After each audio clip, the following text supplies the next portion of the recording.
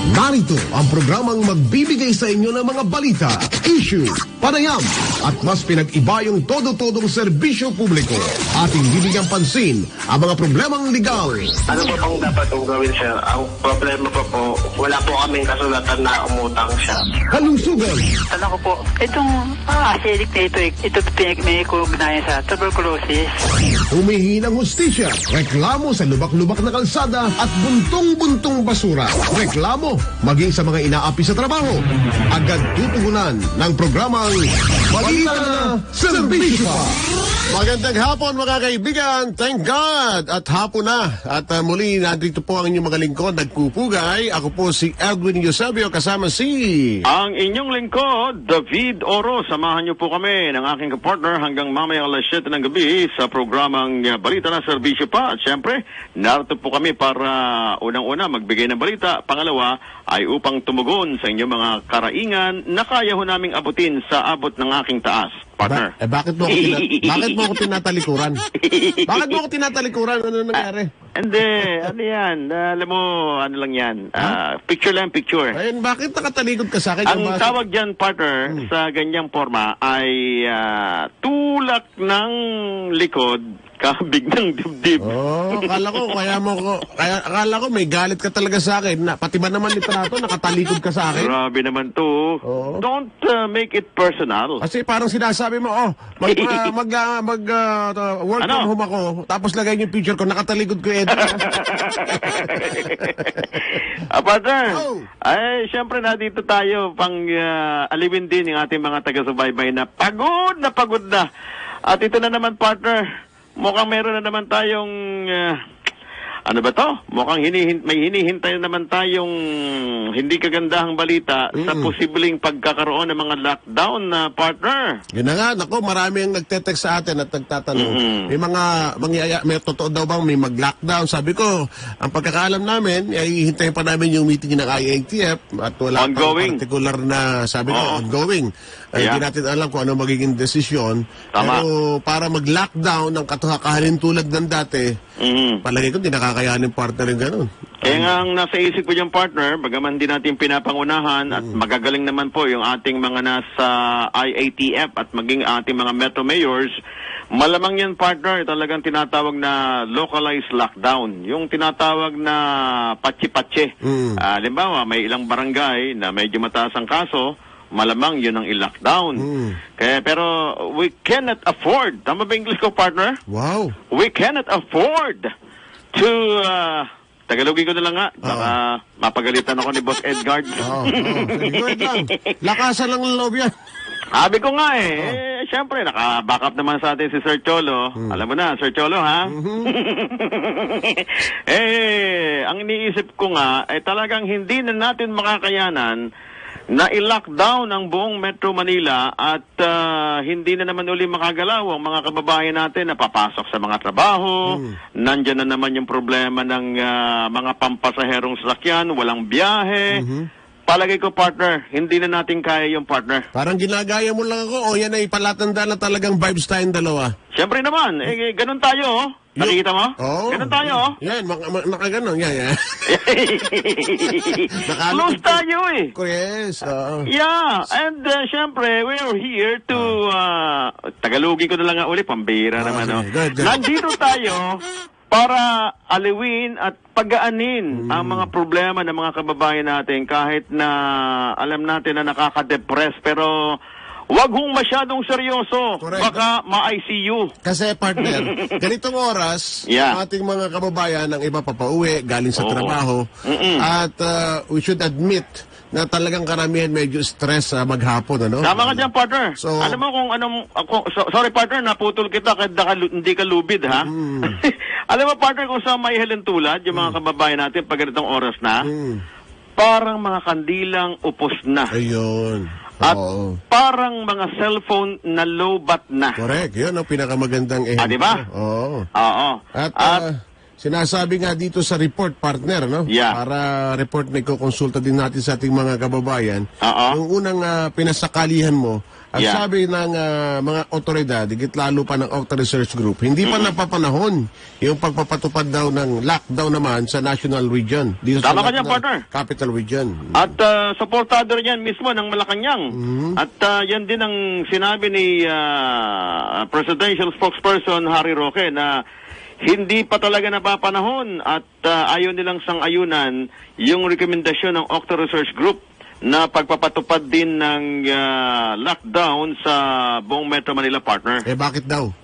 Kasi, ayon nga dito sa sinabi ni Secretary Roque, siyempre, kumbaga sa SISO, alam mo yung partner ng SISO, nilalaro natin dati to Laruan natin yan, hindi ko malilimutan yan. Naipit ako sa gitna yan, tanggal lang ko Pero ang problema, partner, nung dalawa tayo, palagi ako nasa itaas at ikaw palagi nasa ibabaw. Bakit? Mabigat ako Alam mo na.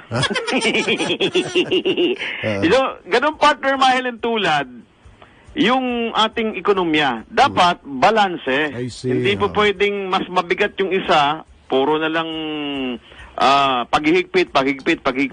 Pagkatapos naman, walang gaanong, hindi na umusod ng ating ekonomiya, partner, di ba? Oo. Pero sabi nga, una dyan, sabi nga ng Octa Research Group ni Dr. Guido David, anticipatory pa lang naman, o preventive circuit na magandang ipatupad by the next 2 weeks, partner. Yan, at tama yan, partner, maganda na, tumbok mo yung magandang termino na bagong yung tinatawag na naman na new normal na term, yung circuit breaker. Bakit ba circuit breaker? Di ba, partner, kapag ang circuit breaker ay matatagpuan yan sa loob ng isang opisina o kaya sa loob ng isang bahay, bagaman yung supply ng kuryente, halimbawa, inanin tulad yun sa kuryente, partner, yung mayroong circuit, mayroong breaker. May umusok.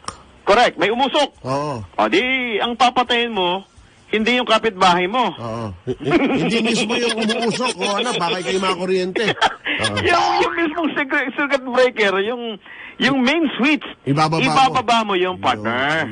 Yan. Na hindi maapektuhan yung supply ng kuryente ng kapitbahay mo. Yun. Ngayon, kung ang kapitbahay mo umusok din, abay, buhusan mo ng tubig yung kapitbahay mo. Pero sabi dyan ng MMC, itong Metro Manila Council partner, bukas naman sila dun sa panukala. At sabi ni Chairman Benhar Ambalos ng MMDA, depende naman yan sa ibibigay na rekomendasyon nga ng mga expert doon sa bawat lugar sa NCR. Pero partner, meron namang mga panukala mula sa mga magagaling din na senador na bilisan na agad yung pag-lockdown. Baka na naman huli ng lahat. At dapat ipatupad na yung tinatawag po natin na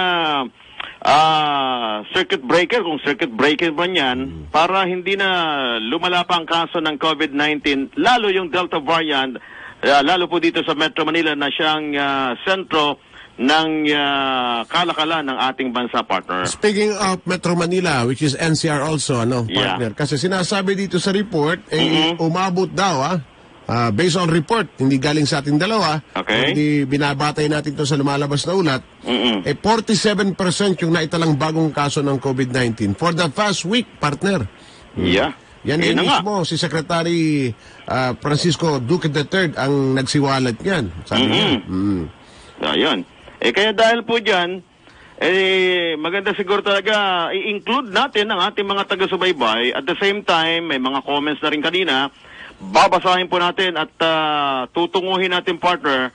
Diyan natin hinugot ang ating poll question. Y'all ready for this? Narito na ang poll questions for the day.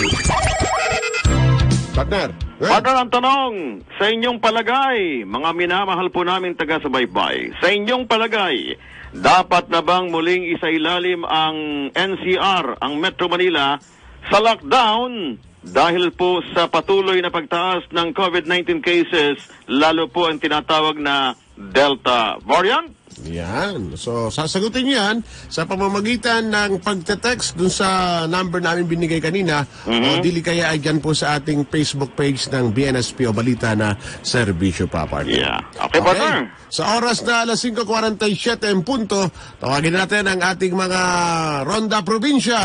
Ronda Probinsya. Ito ang Ilocos Norte yung pagpaparehistro at pagbabakuna laban sa COVID-19. May papatupad daw sa ilalim ng LGU. May update dyan si Ronald Idol Domingo. Ronald, come in. Inikayat ni Governor Macho Marcos Manotok ang mga local government units o LGUs dito sa Ilocos Norte na bilisan ang pagsasagawa nila ng pagbakuna sa kanilang mga nasasakupan.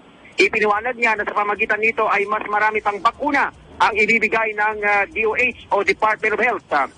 Inihayag niya na kailangan ang magkaisang paggalaw upang mas mabilis na makamit ang herd immunity na kailangan para sa pagsisimula ng bagong normal dito sa Ilocos Norte. Kaugnay nito, itinalam naman ni OIC Provincial Health Officer Dr. Josephine Ruedas na ang mga local government units sa OLGOs ang nautusang magpatupad ng pagbakuna sa kanilang mga kababayan. Idinagdag niya na ang tanging papel ng lalawigan ay ang pagmonitor sa pagpapatupad ng mga LGUs sa pagbakuna.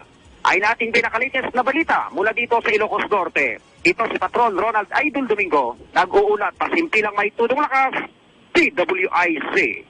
Thank you, si Idol, Ronald Idol Domingo. Mga kaibigan, ang anyong napakinggan. Partner? Partner, siyempre, talagang tutok tayo, hindi lang sa Metro Manila, sa istorya may kaugnayan sa Delta variant. Pero may kakaibang aksyon ang ginawa po naman, partner, ng ating LGU. Diyan po sa Camarines Sur. Abay, alamin natin kung ano po ang detalye ng balitang yan mula sa ating tugang. Galing po dyan sa Bicol Region, si Melvin Machado. Melvin, go ahead. Alright, sandali. Kami lang natin ang ating communication at bumigay yung signal ni Melvin. Tawagin muna natin. Andiyan na ba si Melvin? Okay na. Sinusulat na eh. Andiyan na. Go ahead, Melvin. Ilalista ng pamalang lungsod ng Naga ang kanilang inilagay na forward border control sa bayan ng Del Gallego, Camarines Sur at inilipat sa boundary ng bayan ng Milaor, katabi lang ng lungsod ng Naga. Ang paglipat ng pwesto ng border control ay bunsod sa pag-alis sa mga tauhan ng Naga City Police Office na nagbibigay seguridad sa mga nagmamando ng border checkpoint. Maliban pa sa wala na umanong nagpupositibo sa mga sumasailalim sa antigen test. Pati ang antigen test ay itinigil na rin ang lungsod ng Naga. Kaugnay nito, upang hindi maabala ang ibang motorista na galing lang sa mga katabing bayan, ay may sarili silang linyang dinadaanan. Wala naman umanong nagiging problema sa mga sinisitang sasakyan galing sa Metro Manila o ibang reyon na papasok sa lungsod ng Naga. Mula sa Naga City, sa Camarines Sur, Melvin Machado, nagulat simpilang may todong lakas, DWIZ. At tuloy-tuloy ng mga reports nga from the provinces, mga kaibigan. Yung pinsala naman sa Palayan, dyan po naman sa Pampanga, may dala ng habagat, Sus Maria Josep. Umabot na sa mahigit 23 milyong piso ang update mula kay Dione Goled. Dione, kamen. Yes, umabot ang araw sa 23 million 751,027 pesos. Itong napinsala sa Palayan, dulot nitong habagat dito sa lalawigan ng Pampanga. Ito ay base do sa initial pa lamang na ulat ng Pampanga Provincial Agriculture Office. Grabe napinsala ng baha itong mga Palayan mula naman sa bayan ng Mexico at Candaba. Ayon pa rin sa report, sa Candaba lamang ay nasa 21,679,177 pesos na ang napinsala ng baha sa mga Palayan. Samantala sa bayan naman ng Mexico ay nasa 2,071,850 pesos ang napinsala. Sa bayan ng Macabebe naman ay umabot na sa pinsala itong mga palaislaan sa 8,007,660 pesos. Ito ayon sa kagawaran ay initial pa lamang dahil patuloy pa rin ang pagbuhos ng ulan dito sa lalawigan na posible pa rin maminsala ang baha sa iba pang mga lugar dito. Sa kasalukuyang sitwasyon, 10 bayan ang dumadanas ngayon ng matinding mga pagbaha. Kabilang na rito ang mga bayan ng Masantola, Macabebe, Lubao, Apalit at Guagua. Samantala yung ibang bayan at syudad dito sa lalawigan ay nasa moderate status pa yung nararanasang mga pagbaha. Umabot naman sa 225,585 individuals ang apektado na ng baha at nasa 10,000 pamilya ang nasa mga evacuation sa center sa kasalukuyan. So yan ang update. Buhat ito sa gitnang Luzon. Ito si Johnny Gole, Central Luzon Patrol. Nag-uulat simpilang ito dulakas DWIC. Thank you. At yan ang parada ng ating mga provincial patroller na yung napakinggan sa ating palatuntunan, partner. May humahabol pa. Sapagkat, alam mo, maganda ito ha. Mukhang merong sistema na ginagawa ang Bataan.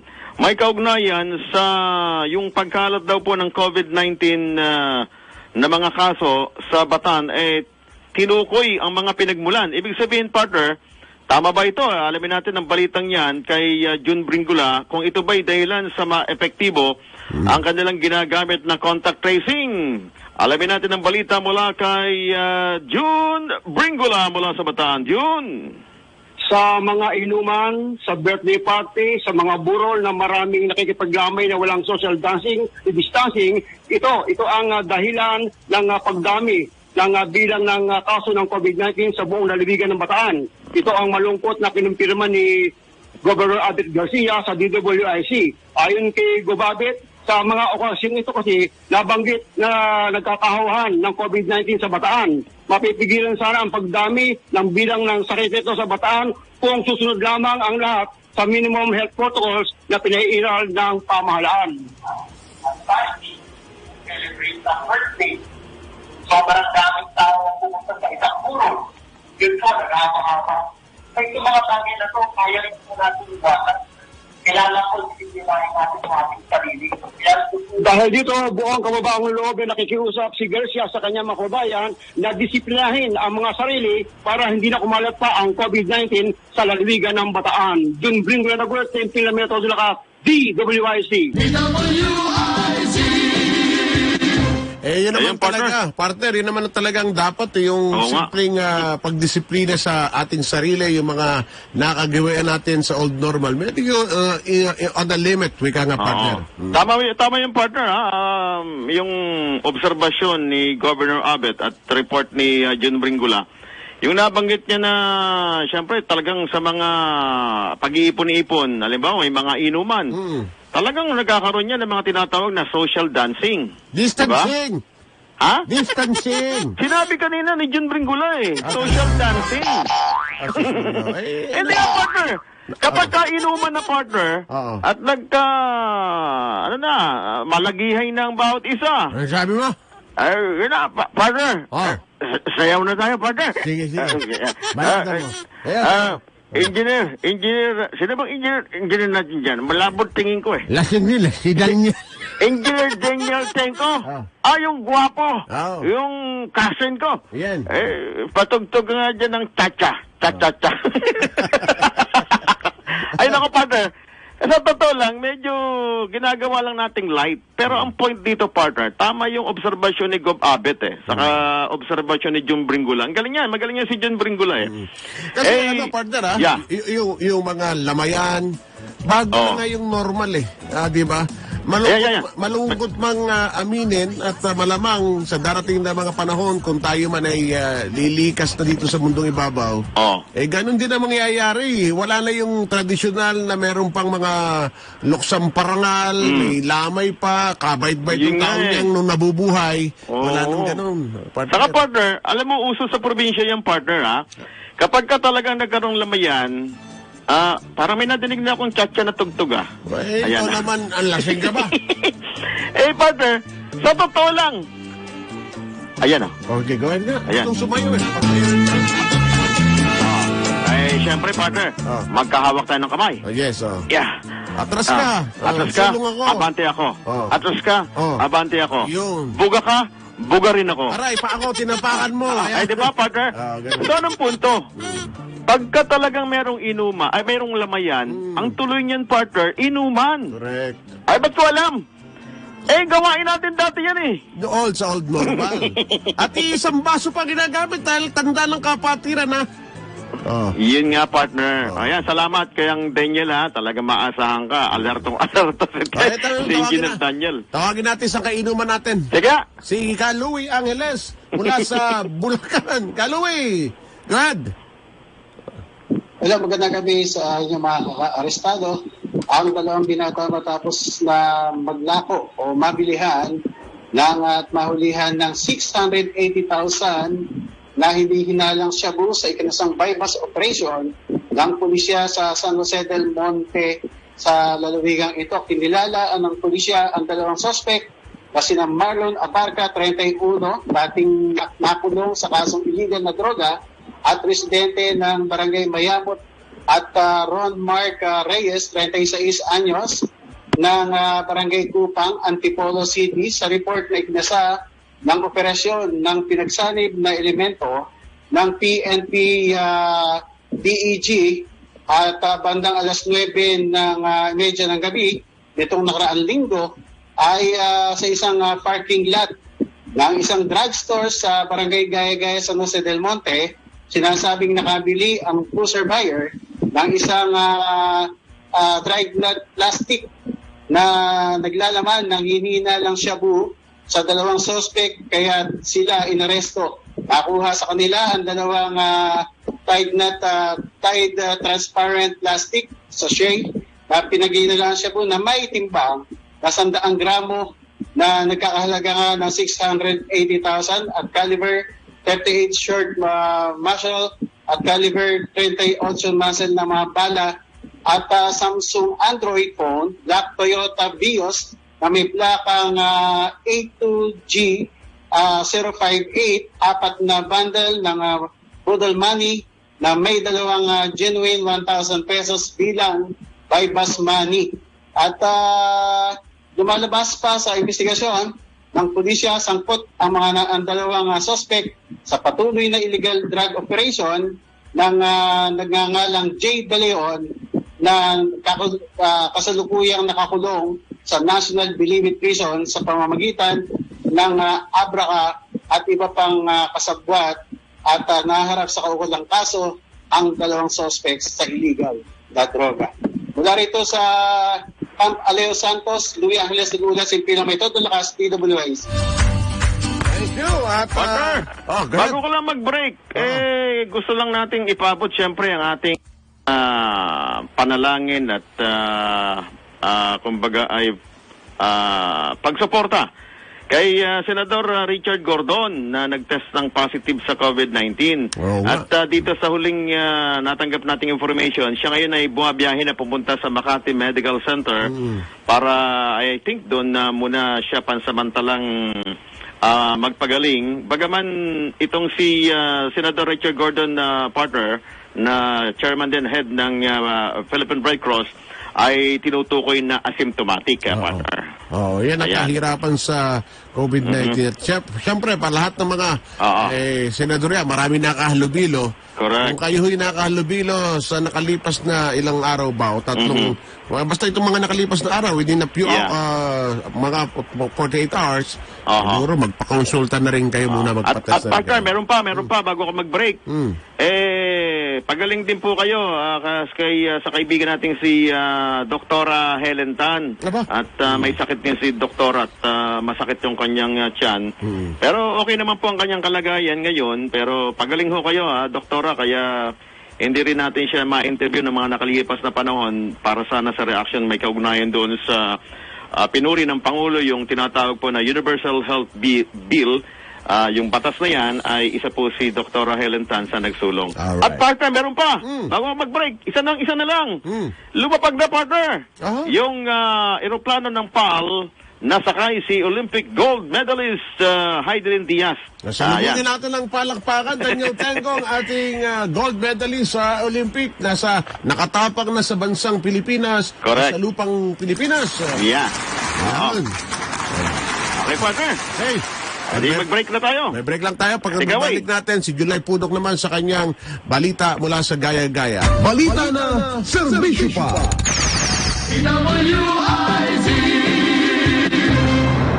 Balita na serbisyo pa.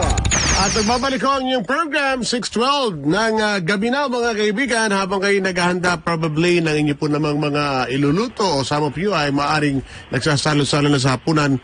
Kami pa rin po yung mga lingkod. Ako si Edwin Eusebio.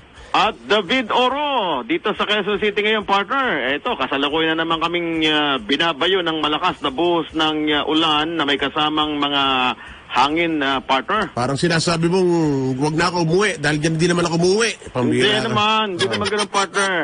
Alam ko naman na hindi mo magagawang hindi umuwi. Sapagkat mayroong ebidensya si Engineer Fred Belamala. Ewan ko lang kung naitabi rin ni Engineer Daniel Tenco. Engineer Daniel Tenco, i-play mo nga. Wala ba siya? Wala. Hindi niya alam. Mabuti na lang, hindi niya alam. Anong sabi doon sa sigaw, sa cellphone? Umuwi ka na. Uwi na! Buti hindi niya alam. Hindi na i-coordinate ni Fred Belamala. Ayun. Anyway, pakinggan muna natin si July Punok. July, come in.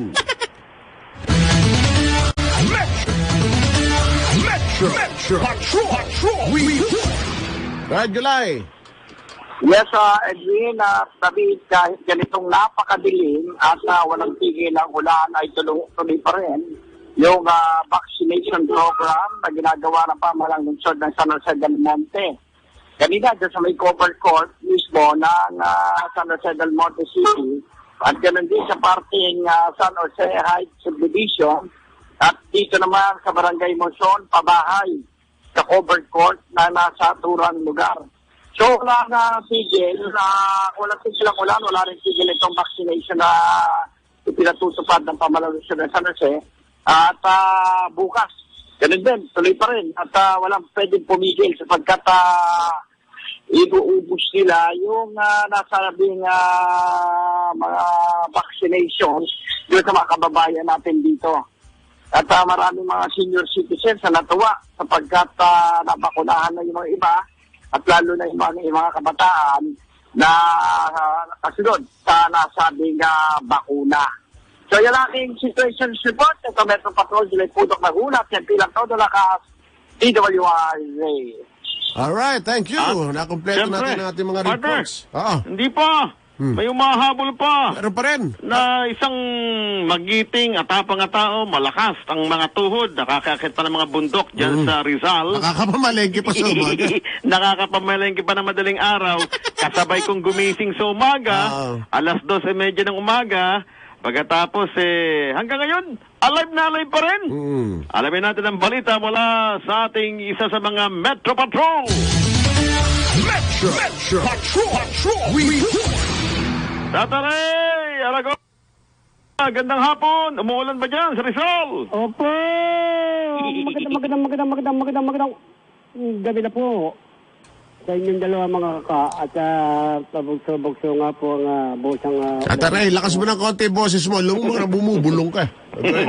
Malakas na bugso-bugso ang pagbaksak ng naturang tubig ito sa mismo lalawigan na Rizal. Ito kanina, 2 bayan ang napunta ng Metro Patrol na dito sa Kainta muna tayo. At napapansin lamang sa Caballo Ortega Sabinyo, gada mga alas 4:30 hanggang alas 5 yan, yung mga AUB na nag-aabang ng ating mga pasahero. Sana nabigyan ng pansin ito ng mga barangay. Sapagkat ito, nagiging causes na lagyan ng trapiko. Alam mo naman ang Ortigas ito Ito ang sentro ng daanan. Magmumula din sa Lalawigan Rizal. At tapakagaling at Ortigas, tumuloy tayo dito sa mismong kabahayan ng mismong mga barangay dito, sa mismong proper ating napasin din dito, ay dapat magkaroon ng disiplinado ang ating mga mamayan, sapagkat walang tabi sa mga kumakain. Itong mga oras ito, yung mga wish nila o basura, yan naman araw-araw na may panawagan ang ating mga munisipyo natin o municipality rito sa Rizal na pag dumada na po ang naturang humahakot at ilabas ninyo ang inyong mga wish o basura, yan ang nagiging problema din sa mga palasakin niya. Kabahan din ng Bonifacio yan hanggang dito sa may lugar ng San Andres. Yan ang nagiging problema din. At kanina, napakagaling natin dito sa bayan ng Kainta, diretso naman tayo ng Taytay Rizal. At nakakuha tayo pinaka-news update pag-araw pala ng Martes at Merkules regarding doon sa mga pumupunta sa mga Tiangge. Wala palang Tiangge pag-araw ng Martes at araw ng Merkules. So far, ay bukas ng Webes hanggang araw po ng Lunes yan ang opening yan at nakita ko kanina at pasin din natin ay sabi nga dati-rati ang mga tao, yung mga namimili na mga pangailangan at sa pangaraw na ang mga RTW ay higit mas mura kukumpara mo sa mga store na kailangan pinupuntahan at namimilihan. So ay ating nakita mga situationer mula sa Rizal. Namin na patrol, Tatare Aragor sa Bilya ng Gold Temple ng Metro Dolakas, DWIC. Metro Patrol And of course, wala kay Tataray, si Ed Bartolay. Magandang gabi sa iyo, Ed. Magandang gabi, Sir Edwin and Sir David. Narito tayo ngayon sa may Newport City, ito sa lungsod ng Pasay. Kung pala kani-kani na ito ngayon lang ay malakas na buhos ng ulan at ito ay may kasamang hangin. At napansin natin ito mga naglalakad dito na may payong ay ito ay nahangin na lang malakas na hangin niya dito na may kasamang ulan. At ito mga motorsiklo ay sasamantalang sumilong na rin dito sa Naiyak, dito sa Skyway dito sa may harapan ng Terminal 3. So, at saka ngayon, dito sa may ilalim, wala pa naman ang bahasa na. At patuloy pa rin ang buhos ngayon, wala dito sa lungsod ng Pasay, particular ito Newport City, dito sa may harapan ng Terminal 3. Yan ang sitwasyon nito. Mula sa lungsod ng Pasay, ito si Metro Patrol, Eduardo Avila, Bertulat, Pasay-Tulan, ito na DWIC. Thank you, Ed. At yan, mga kaibigan, ang reports ng ating mga Metro Patroller. Partner, partner. Kung sa mga oras na ito, kung doon sa old normal, mga kaibigan, yung paglapag ni Heidelin Diaz, masaya sa airport. Oo. Siguradong may motorcade pa yan. Correct. At ang tawag yan, partner, ay Heroes Welcome. Yes. Diba? Oo, pero ngayon, dahil nga sa sitwasyon natin na new normal, at saka may bagyo pa.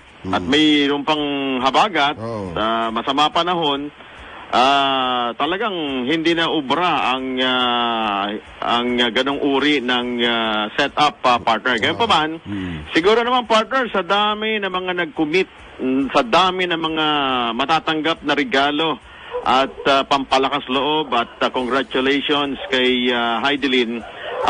Sigurado, tuwang-tuwa siya.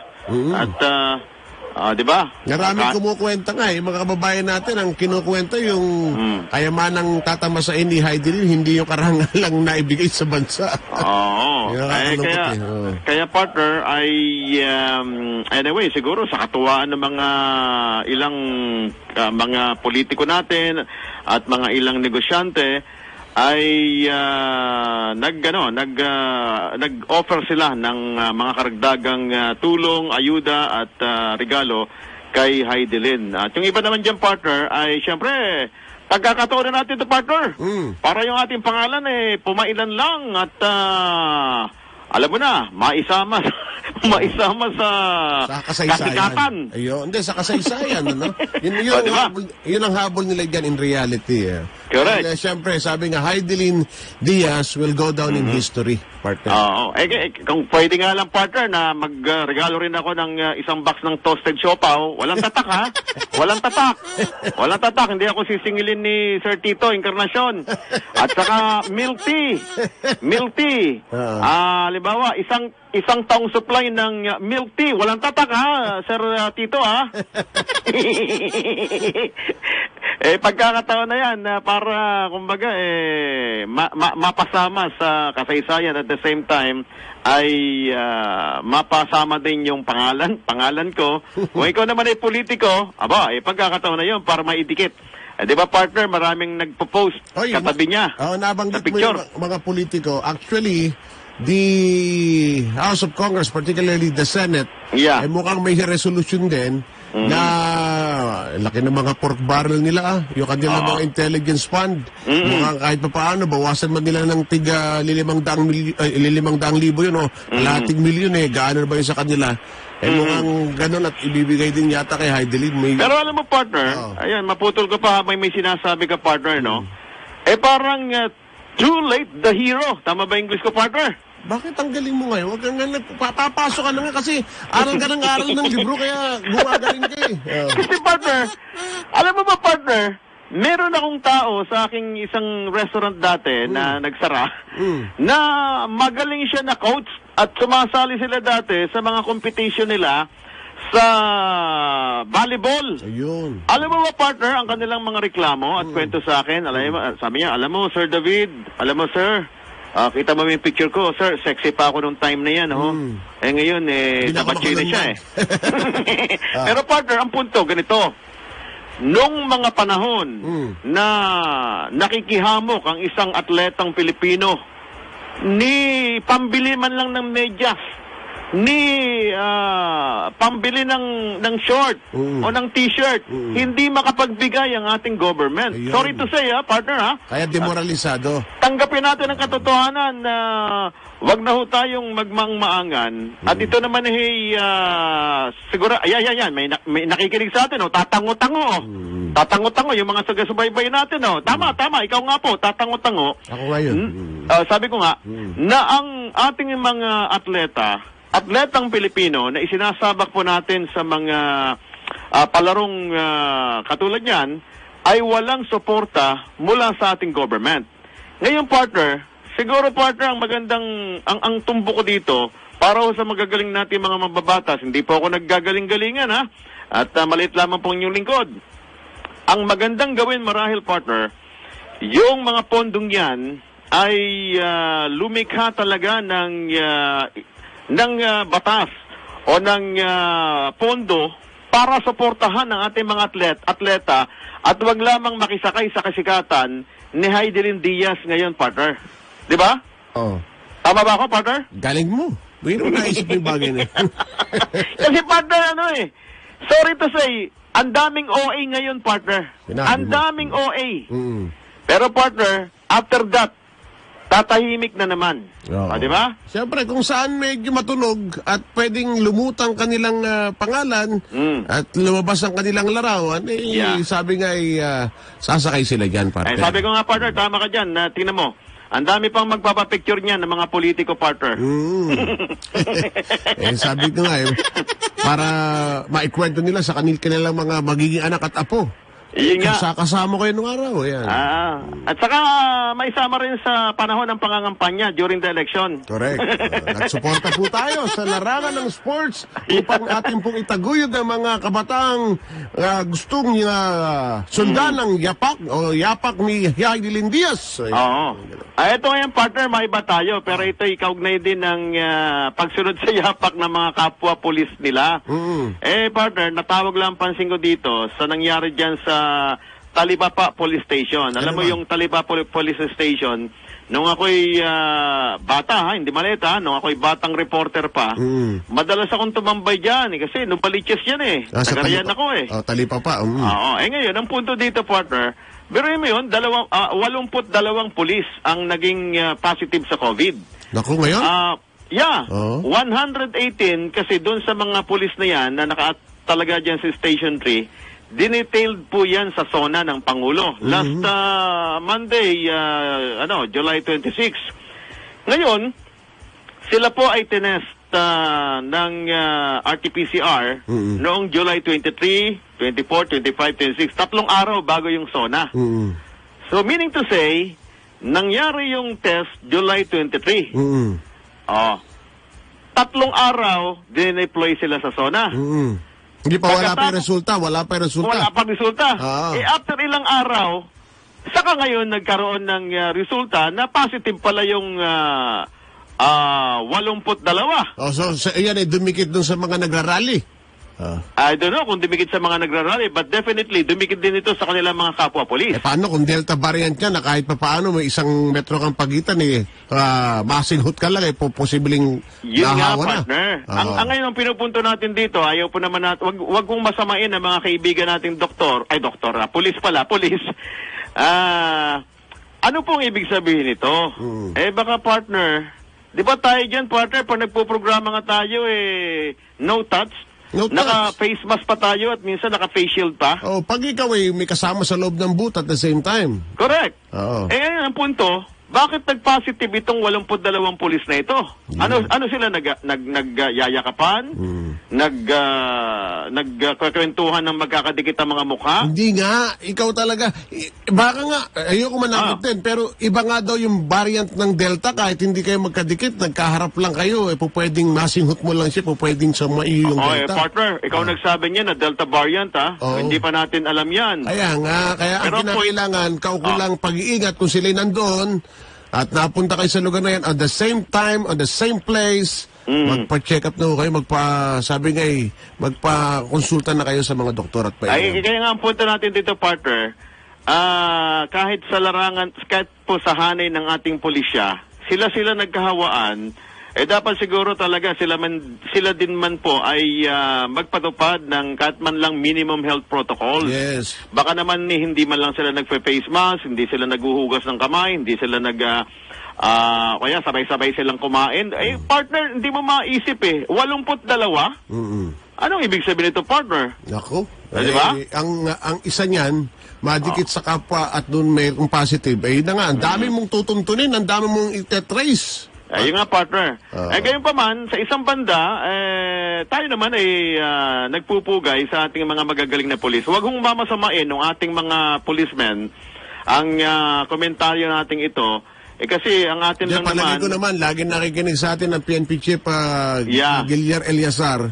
Siguro magkukusa na yan at patatawagan yung mga police involved o nakatitil dun sa lugar na yon para at least ay mag-volunteer ng magpa-quarantine para malaman o ma-check up sila. At saka, partner, ang isang pinupunto ko nga dito, sa hanay po ng ating PNP, ay dapat po talagang ipatupad din at least yung minimum health protocols, yung pagsusot ng face mask at face shield, at wag na maghawakan ng kamay, at wag nang magkwentuhan ng bulungan, partner. Siguro dapat mayroon ding social distancing yung mga pulis natin. Minsan nga, di ba, partner, dito sa Quezon City, merong sinitang jeep ba ito? Jeep. Merong mga violation, pero yung mismong pulis na sumisita, walang suot na face mask. Correct. Saka yung mga jeep, sa maniwala ka, nag-jeep lang ako sa araw, punta ako dyan sa crossing. Wala na, punuan na. Di kitang baraso na dahil mandidiri ka naman dumikit sa mga plastic nila dahil hindi naman pinalitan na, punit-punit na. At nanggigitata, partner, ang tawag dyan. Tama ba yung Tagalog? Nanggigitata. Yes, nanggigitata, nanlilimahid. Kasi sa amin, sa Bicol, ang masarap niyan, yung gata. Partner, mag-break muna tayo at baka tayo mapalo. Oo nga. Balita na, serbisyo pa.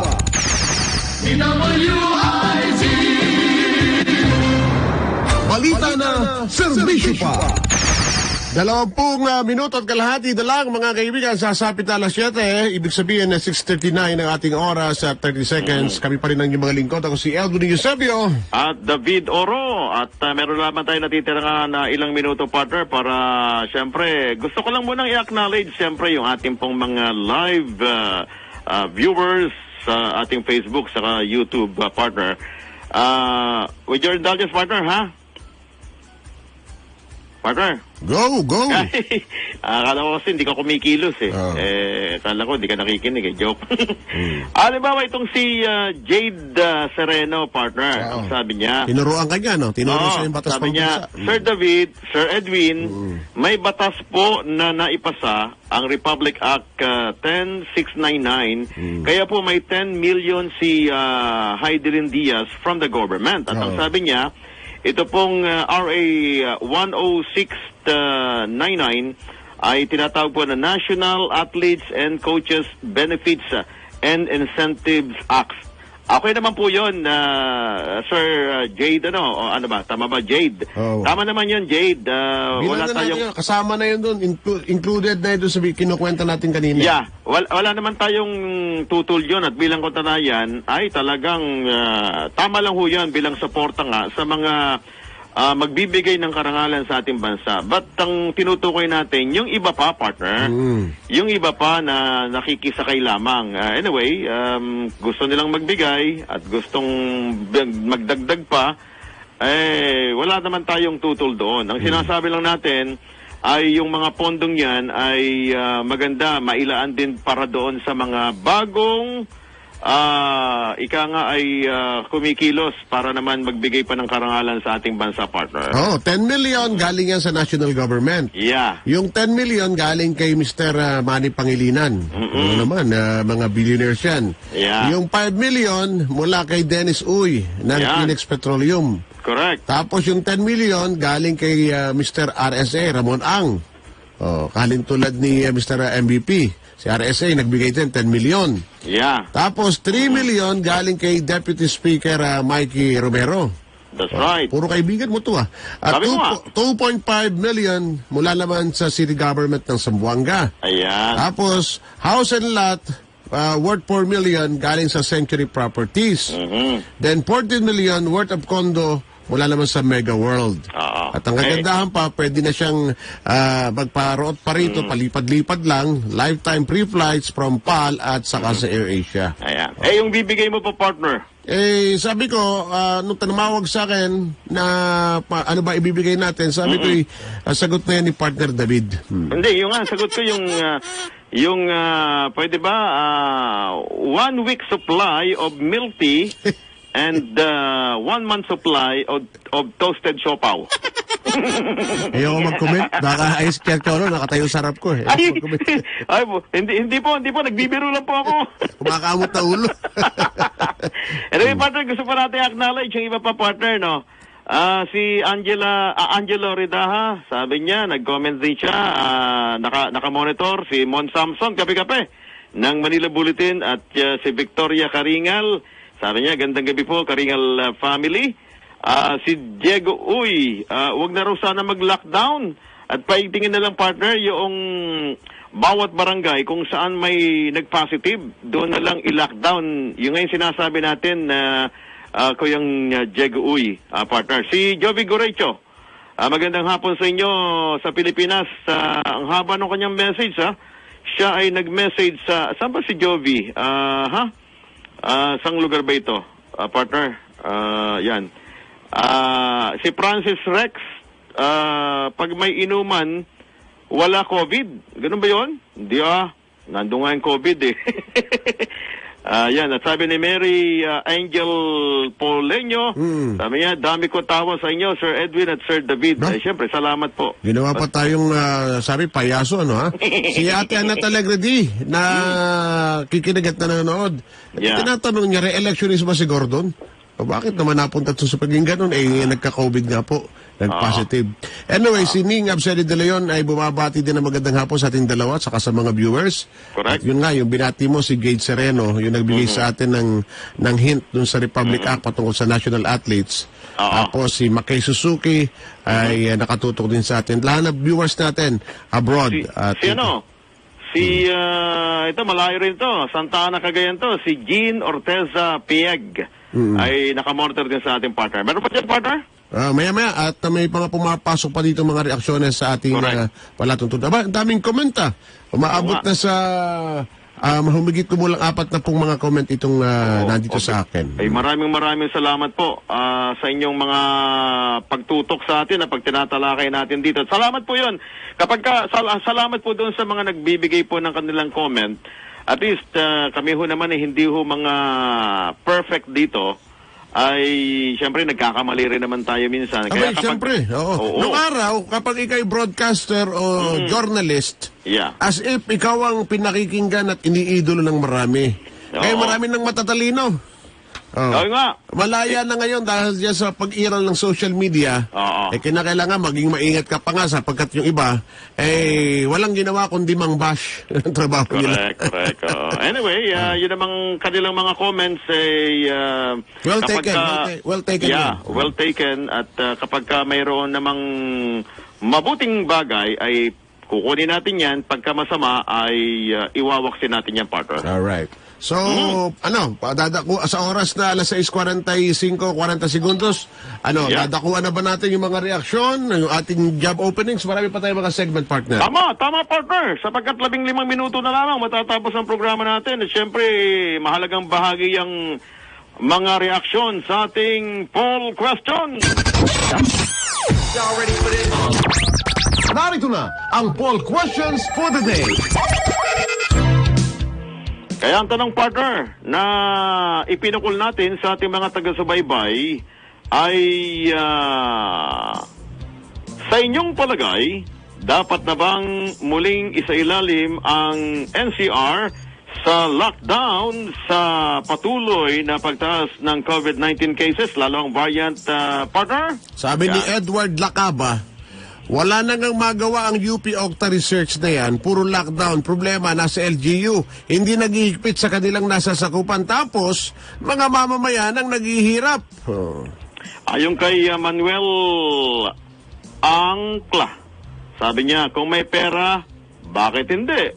Pero kung gipit, concentrate na lang sa health system, upgrading muna, last option na ang pagla-lockdown. Si Mark Lester Cruz, I feel na even if we go into another lockdown, it will not be enough to control Delta. What we need is to be more conscious and really normalize proper use of face mask and shield and to distance ourselves. Until now, nakakakita pa rin ako ng di nagkakamas at hindi naman sumusunod sa tamang pagsusuot at prioritize getting vaccinated before pupunta kung saan na hindi essential. Avoid talking when in an enclosed room full of people at huwag lalabas kung may sakit or masamang pakiramdam. Yan. Ang sabi ni Win Ed Borana, ang sabi niya, panay taas ng numero. Dapat kung may gumaling, ibawas na doon sa kabuuan. Kalokohan nyo talaga tapos magla-lockdown, di naman makapagtrabaho ang mga tao. Buti kung gaya sa Gapan, ang mga mayor dito, nakakahiya naman kung kay Mayor Emong ng Gapan, walang binatbat ang mga ibang mayor. Pinagtanggol pa yung mayor nila. Napasukan pa ng politika. Ayun naman, huwag nyo nang sumisimple pa kayo. Si MG Wong, no need for lockdown, set up for more vaccination sites. Ayan. Sabi ni Del V. Estilo, ang lockdown ay hindi solusyon. Ang solusyon, i-validate ang report ng mga ospital and lab testing. Dapat ang media ay totoo lang. Matagal na paulit lockdown, wala naman pong control. Wala naman nangyari na mass mortalities. Yan, sabi niya, partner. Si Randall Espiritu, sabi niya, prevention is better than cure. Ang sabi nitong si Orville Rehencia, hindi talaga nakakatulong ang lockdown. Halos isang taon tayong lockdown. Ganon pa din, mataas pa rin ang kaso ng COVID na hindi naman totoong napakadelikado yung COVID na yan. Tama na, hayaan ng mga Pinoy ng mamuhay ng maayos. Nagmura pa sa dulo. Si Ana Mi Matupa, sabi niya, pag matigas ang mukha ng tao, dapat siguro.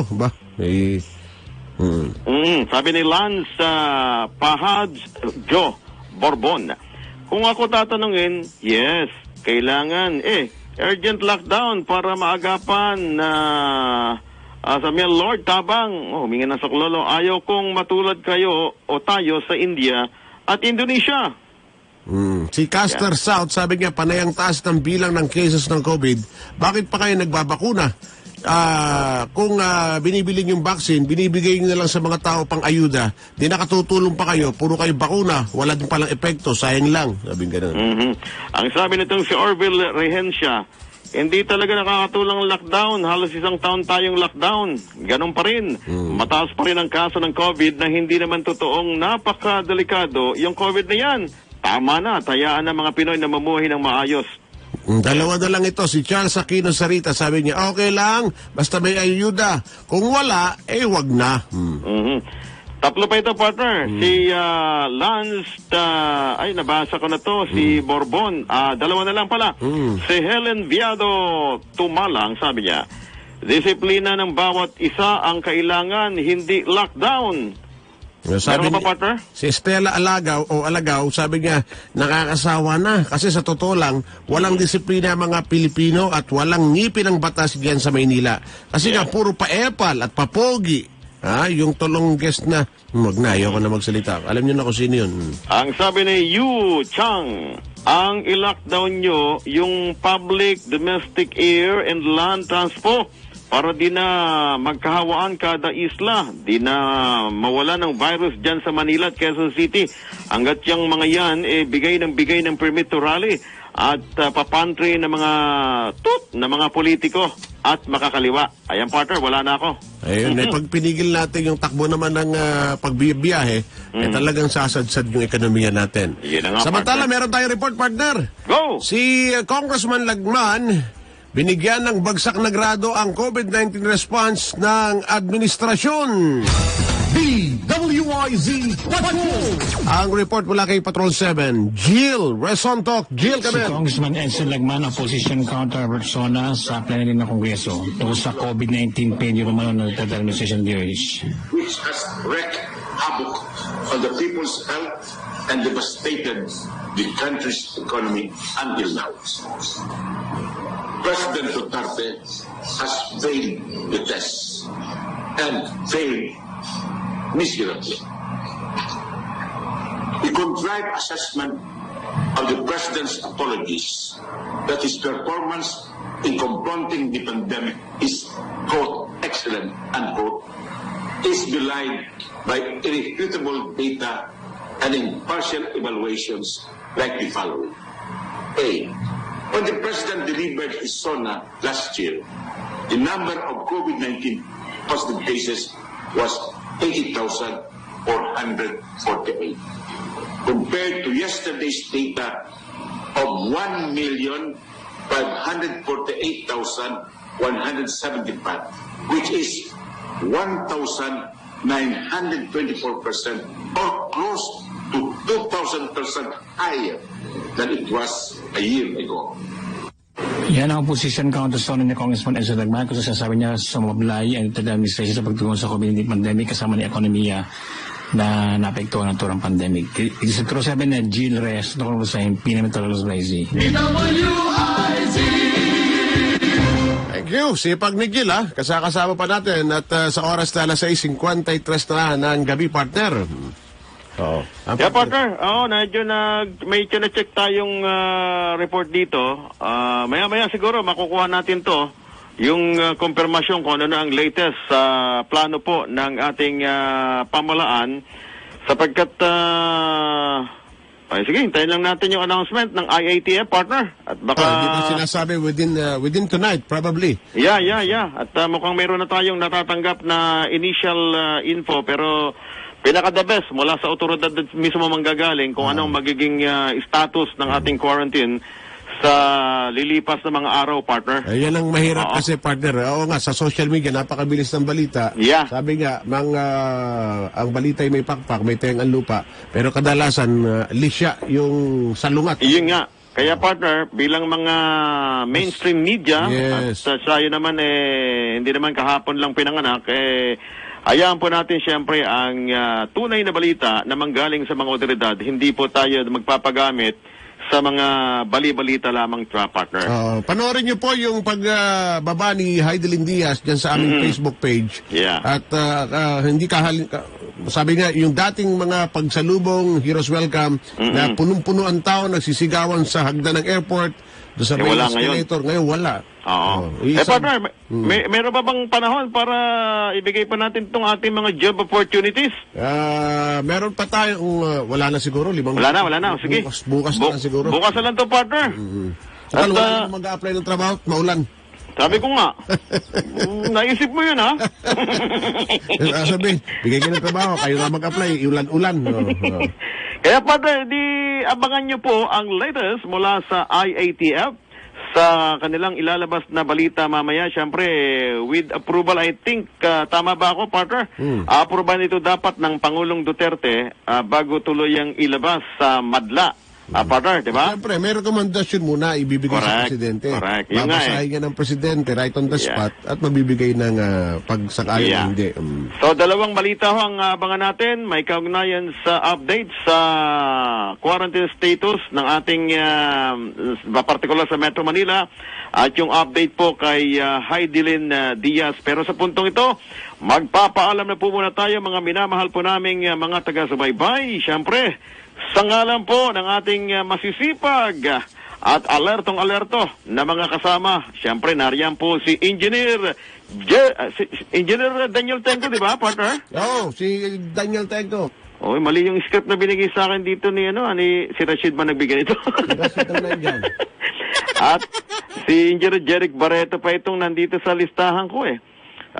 Ang ating news writer at communication assistant at pinakyaw na ni Rashid Luxin lahat, partner.